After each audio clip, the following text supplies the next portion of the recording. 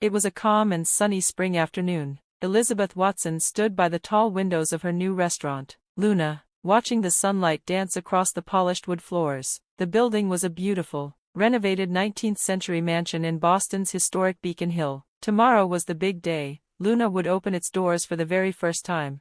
A soft breeze floated in from the Charles River, gently lifting the white tablecloths on the outdoor tables. People walking along the red brick sidewalks slowed down to admire the elegant building. Some even stopped to peek through the windows, curious about the new restaurant.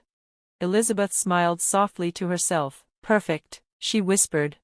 Everything inside the restaurant looked just as she had imagined. The soft cream-colored walls had antique brass lights shining gently. The floors were made of warm oak wood, and beautiful old china cabinets lined one wall. Each of the 40 dining chairs was a little different, giving the room a warm, lived-in charm. Above them hung a sparkling chandelier, sending tiny rainbows of light across the tables, which were set with polished silver cutlery and elegant glasses.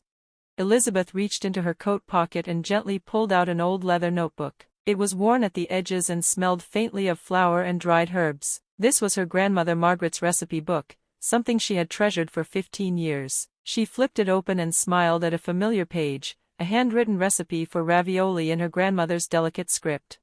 She could still remember making pasta with her grandmother on moonlit nights. They would roll dough by the kitchen window, laughing and humming songs. That's why she had named her restaurant Luna, after the moon that had watched over those happy memories. Elizabeth had worked hard to get here. She had been the head chef at the Four Seasons Hotel and was praised in the New York Times as one of the most talented young chefs. She had even won several big cooking competitions. But deep down, her real dream had always been to open her own restaurant. She had saved every penny, took out a loan, and risked everything for Luna. But even now, as she stood in her dream come true, her mind drifted back to something painful, a family dinner 3 months ago.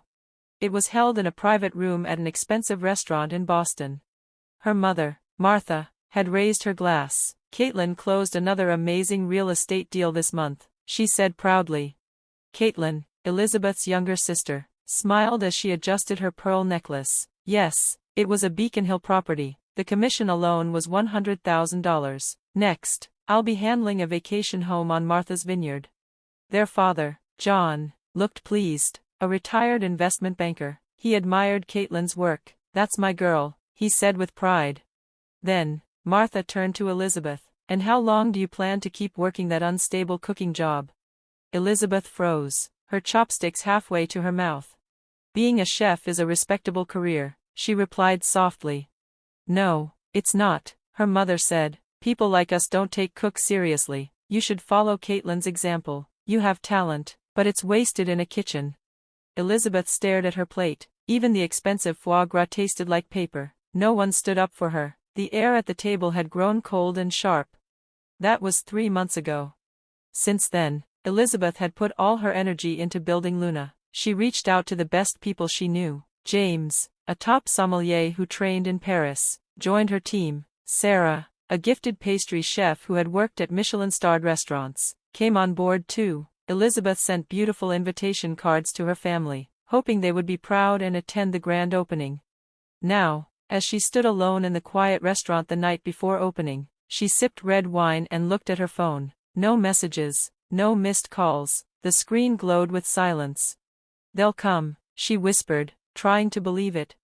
Outside, the old gas lamps flickered on, and the red brick buildings of Beacon Hill seemed to quietly watch over her. Tomorrow, a new chapter of her life would begin. Back in the kitchen, her staff was already preparing. Fresh seafood from Cape Cod rested on ice. The air was filled with the earthy scent of herbs and garlic. Elizabeth put on her white chef's coat and stepped into the bright kitchen. The metal counters reflected the moonlight, and her calm determination.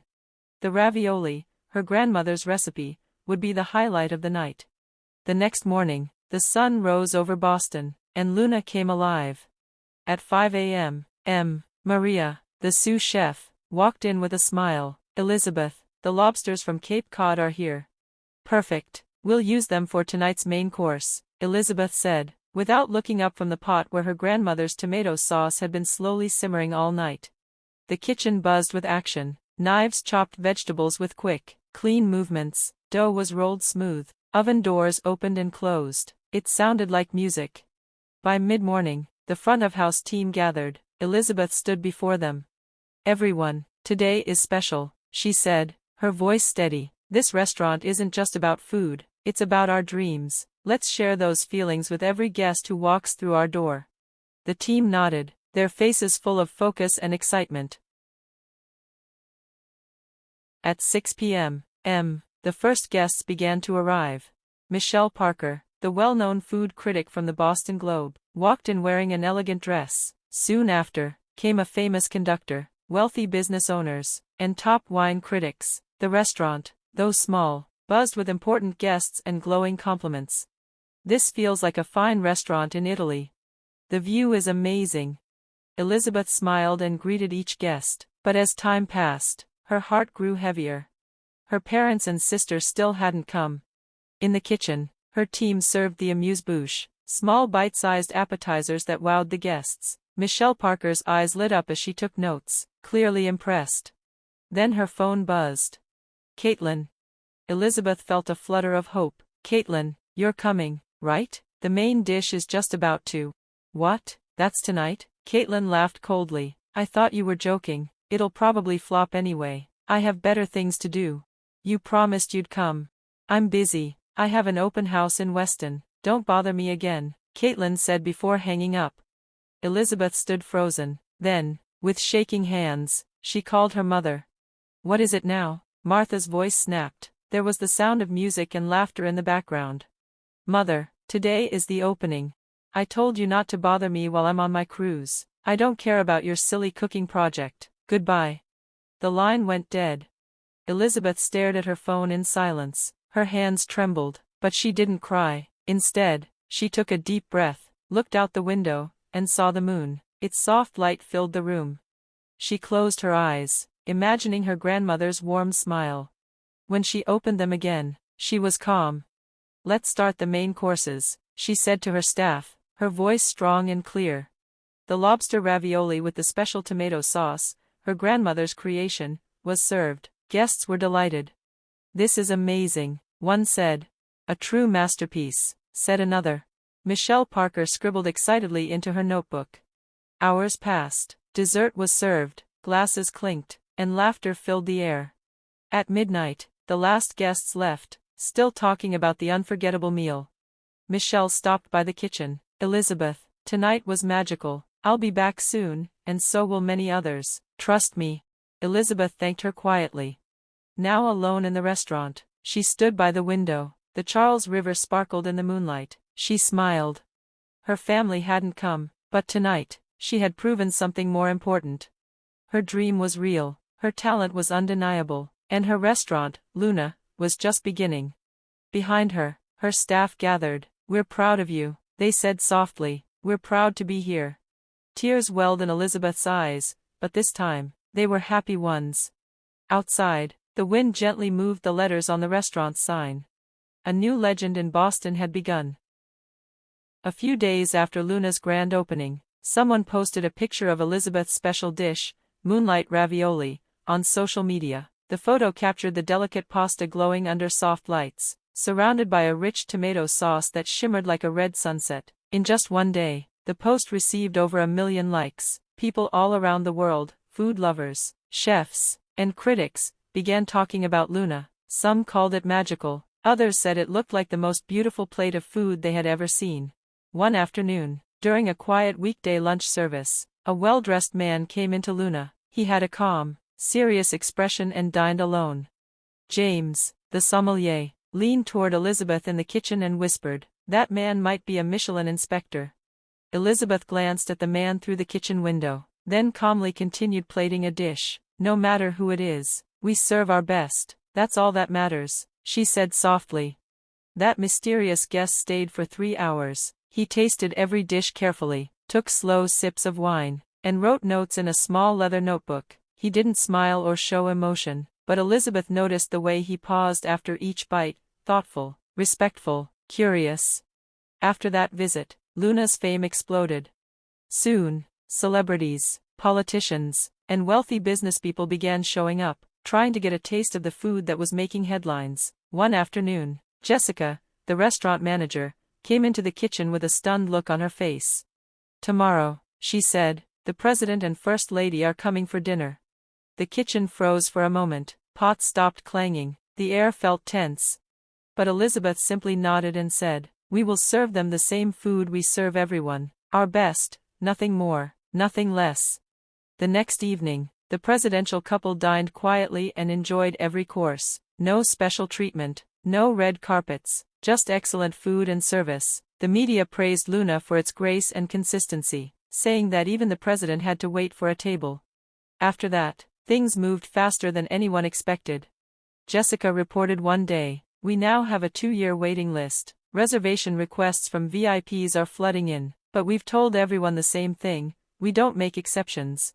Elizabeth smiled gently. She had made a promise to herself, Luna would never change its rules, not even for the most powerful people. Everyone, no matter their status, would wait their turn. That decision only made people respect the restaurant more. Then, one afternoon, the phone rang. Jessica picked it up and turned pale. "Elizabeth, it's Michelin, Paris is calling." Elizabeth's hands trembled slightly as she took the phone. The call was short but unforgettable. Luna had earned 3 Michelin stars, and not just that, it had set a record. No other American restaurant had ever received 3 stars so quickly after opening, just 4 months. The news spread everywhere. Articles popped up in magazines, newspapers, and websites across the globe. One of the kitchen staff ran in holding a copy of Forbes. "Chef, look at this, they're estimating Luna's yearly revenue at over $20 million. They say your personal income might be more than $10 million. Elizabeth only nodded. Her smile was calm, not proud. For her, this wasn't about showing off or taking revenge. This was the reward for following her heart and staying true to her vision. Still, every now and then, when the kitchen was quiet and the lights were low, her thoughts returned to her family. Her parents were still on a long cruise. She hadn't heard from her sister Caitlin since that cold phone call months ago, and even though the world celebrated her, Elizabeth felt a quiet emptiness, because the people she had once tried to please the most still weren't there. One night, she stood by the kitchen window as the full moon rose above Boston. She opened her grandmother's old recipe notebook. As moonlight spilled across the pages, new ideas began to form. She smiled. There was always more to create. Back in Boston, autumn had arrived. The trees along the Charles River turned shades of red, orange, and gold. Elizabeth's parents had finally returned from their long cruise. In their elegant Beacon Hill apartment, Martha sat by the window flipping through a glossy magazine. Suddenly, her hands stopped. On the cover of Food Wine was her daughter, Elizabeth, cooking under soft moonlight. "John," Martha called softly, her voice shaky, "look at this." The title of the article was bold and striking, "The Miracle Chef, Elizabeth Watson, Recognized by the World." The story described Luna's overwhelming success. It mentioned the 2-year waiting list, the world-class quality, and the fact that even celebrities and political leaders couldn't skip the line. Martha read every word with wide eyes and trembling fingers. Her chest ached. Her heart was full of something she hadn't felt in years, regret. Just then, the phone rang. Caitlin's voice came through, frantic. "Mom, Dad, it's terrible." "What happened?" John asked. "My clients are dropping like flies. Nobody wants luxury real estate in Boston anymore unless it's near Luna. They say, if I can't get a reservation, why buy property in that area? I've already lost 3 big deals." Martha gasped. Caitlin's real estate firm depended on high-end buyers. Now, even the richest clients were choosing their homes based on whether they could brag about eating at Luna. "Can't you just call Elizabeth?" John asked. "I tried, but all I get is the front desk. I told them who I was. They didn't care. They said even family has to wait in line. The cancellation list is over 300 names." After the call, Martha collapsed onto the sofa, speechless. "What have we done?" she whispered. That night, unable to sleep, the couple turned on the TV. A special report about Luna was playing. It showed Elizabeth in the kitchen, carefully preparing moonlight ravioli. The camera zoomed in on her hands, her focused expression, the gentle way she stirred sauces and arranged each dish. Martha's eyes filled with tears. "I didn't know," she said quietly. "I never understood what cooking meant to her." The next morning, Martha gathered her courage. She wrote a long, tearful letter to her daughter. "Dear Elizabeth, I'm sorry, we never believed in you, and we never understood your dream. Please forgive us. With love. Mom. She sent it to Luna, but days passed without a response. More articles came, more interviews. Elizabeth's face was everywhere. One day, John found an old photo of little Elizabeth cooking beside her grandmother. Her face was lit with joy, her hands covered in flour, her eyes full of dreams. "We laughed at that dream," John said sadly. "We turned our backs on her when she needed us most." Meanwhile, Caitlin's business continued to fall apart. Her once flawless reputation faded, clients left, employees quit. In a last desperate attempt, Martha wrote a second letter before Christmas. "Dear Elizabeth, Christmas is a time for family. Could we please spend it together, just once?" A week later, an envelope arrived. It bore Luna's seal. Inside was a short, formal note. "Dear Madam, thank you for your letter. Unfortunately, Luna does not accept any VIP or personal requests, even from family members. We appreciate your understanding. Sincerely, Elizabeth Watson, Executive Chef, L. Luna." Snow fell quietly outside their window. Martha clutched the letter to her chest and cried. Elizabeth's light now burned brighter than ever, but her warmth was no longer theirs to feel.